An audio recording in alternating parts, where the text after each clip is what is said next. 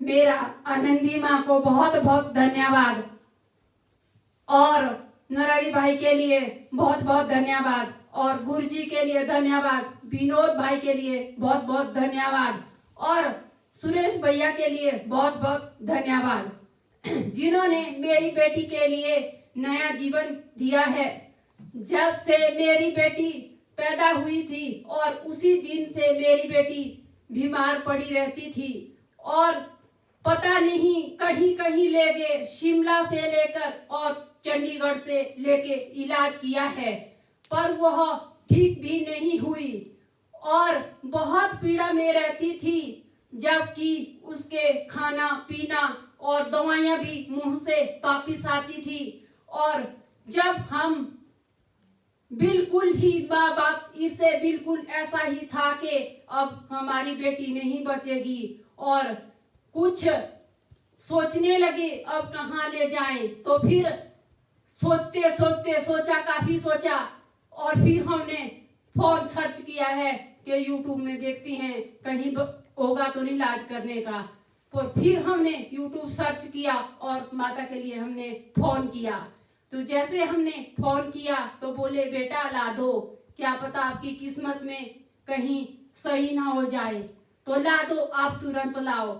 जैसे हमने इसको यहाँ पे लाया था तो हमने इसको गाड़ी से उतारा, तो इसको उठा के हिलाए थे, उठा के लाए, तो फिर हम इसको रूम में ले गए, और रूम में ले गए तो अनिमा नहीं कर सकती थी, ना तो ये आंखें खोलती थी, ना तो ये मुंह से कुछ बोलती थी, ना तो कुछ खाती पीती थी, कुछ भी नहीं।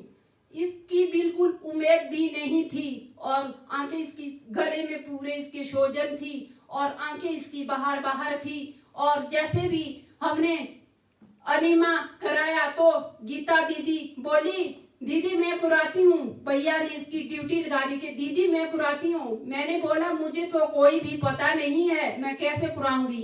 तो ये मेरे पीछे में एक दो दिन और रात आती रहती थी। वैसे ही भैया और माता जी भी दिन और रात कम से कम 20 दिन तो ये रात को भी आते थे, कभी 2 बजे आना है, कभी इन्होंने कभी रात को 10 बजे आना, कभी 2 बजे आना, तो आते ही रहते थे। पूछते थे हम कैसी हो बेटी, नहीं माता जी सोई है, ठीक सोई है, हाँ रहने दो इसको, ठीक है ठीक है।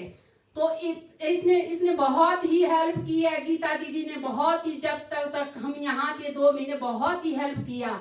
तो उसके बाद 3-4 दिनों के बाद तो ये खुद ही अनिमा करने लगी, तो बोली मामा मुझे आराम आ रहा है। ना चलो बेटा भगवान की कृपा है, जिन्होंने हमको यहाँ पहुंचाया है इसकी देन है, इनकी देन है, बाकी तो हम कुछ भी नहीं बोल सकते। और बीच बीच में ये फिर निर्जला भी करने लगी, कभी आधे दिन का करना, कभी 1 दिन का कर लेती थी, बस एक दिन करके करती थी, ज्यादा तो नहीं करती थी।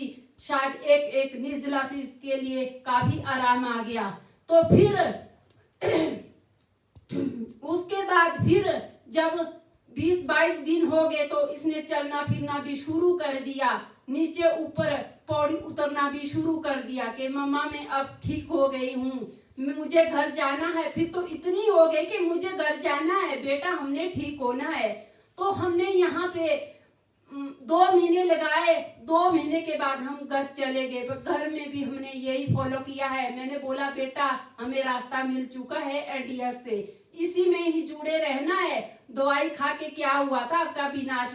तो बेटी बोली मैं दवाई, अभी भी हम घर में कभी बुखार आ जाता तो मैं इससे तुरंत अनीमा कराती हूँ, तो पर दवाई नहीं, खुद से ही मना कर लेती है। कभी मैं मन में बोलती हूँ ऐसे बोलना मैंने भी बेटा खानी है, नहीं खाना है मम्मी मुझे दवाई नहीं खाना है, तो मैं अनीमा कराती हूँ तो जल्दी ठीक हो जाती है। ऐसे भी रह जाती बच्चे पर। मैंने तो ये सोचा भी कर्म नहीं पाएगी, घर में करेंगे क्या।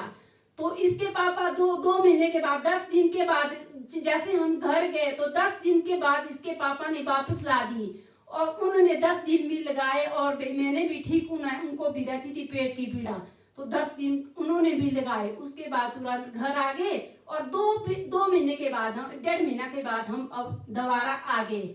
जैसे हमने माता को फोन किया कि हमने आना, हाँ बेटा जरूर शिविर में आना है, तो हम घर से पूरी तैयारी करके आए थे। और निर्जला भी अभी जैसे शिविर में एक एक करके इसने 4 निजला किए हैं और 2 मैंने भी किए हैं और बीमारी से काफी ठीक हो चुकी है, काफी ठीक हो चुकी है। जबकि एक खुद ही बोलती है भाई मेरी कोई भी तकलीफ, इसके लिए पूरे शरीर में पेन होती थी, पेन और सूजन होती थी काफी ज्यादा। नाखून जो है इसके बहुत ही अजीब रहते थे, बिल्कुल ही अजीब। अभी भी है तो है, कुछ आ रहे हैं, ठीक सही से नहीं हुए पर आ जाएंगे। 100% से 75% आराम हो चुका है। इतनी बड़ी बीमारी से बचपन से स्कूल जाने से भी बिल्कुल ही मना हो गई है। स्कूल से अभी बोल रही थी मैंने कि पेपर देना है, पेपर में जाना है, मैंने पेपर देना है मम्मी। हाँ बेटा देंगे पेपर, कोई नहीं, अगर तेरा दिमाग पढ़ाई में होगा तो ध्यान होगा तो। हाँ बोल रही थी मैंने पेपर देना है। तो अभी तो अभी क्या बोलूं मैं, अब ज्यादा मत। दूध पीती है? नहीं पीती है दूध बिल्कुल नहीं पीती है। दूध पहले तो बचपन से दूध से बनी हुई चीजें खाती थी, बस वही जब इसने दूध से बनी हुई चीजें छोड़ी तो इसको बिल्कुल दूध से इसके जो फेफड़े अंदर पूरे खराब हो चुके थे। दूध पी के पूरे फेफड़े इसके खत्म हो गए थे और पीजीआई से बिल्कुल ही मना कर दी थी कि 2-4 दिन है और इसे अब आप घर ले चलो। बल्कि इसको घर में 10 दिन बिना खाना बिना पीना बिल्कुल ही बंद हो गया था, बिल्कुल खत्म हो गई थी पूरी भी, अब नहीं बचेगी कि कब क्या होगा। शादी लगी हुई थी, शादी में डीजा और बाजा भी बंद हो गया, बिल्कुल ही बंद हो गए कि कब क्या होगा, कब क्या होगा। चलो ये तो भगवान की माया है, परमात्मा की माया है जिसने हमें ऐसा रास्ता ढूंढा है। पर हम ये कहते हैं कि जो भी लोग सुनते हैं सब अपने घर में कहीं इधर उधर मत जाओ, डॉक्टर के पास इसी रास्ते में आओ, इसी रास्ते में आओ, जो भी हम कहते हैं इसी रास्ते में आ जाओ। बहुत अच्छा, धन्यवाद। जो डॉक्टरों ने मना कर दिए थे उसी से ये बेटी ने ठीक हुई। 2 दिन का मेहमान बोला था डॉक्टर, 48 आवर्स। और ये सब गुरुजी की कृपा है कि परम पूज्य सदैव बीबी चौहान गुरुजी जो इतनी लोगों को नई जिंदगी, सुरेश जी को नई जिंदगी मिली कैंसर से, तो उन्होंने जो संकल्प करे थे आज उन्होंने भी कितने लोगों को गुरुजी की कृपा से नया जिंदगी मतलब मिल चुके, निमित्त बने उन्होंने। तो बहुत धन्यवाद सभी को। यहाँ जो इतनी सुंदर एक आध्यात्मिक साधना केंद्र बना, इसके कारण सुरेश जी, विनोद जी और गुरुजी सब, नरहरी भाई, ये सभी को मेरा शुक्रिया है कि सभी ने मिलके बहुत सुंदर यहाँ एक वातावरण बनाए और लोगों को सही दिशा मिली। धन्यवाद, आभार, प्रणाम। जय तंदुरुस्ती।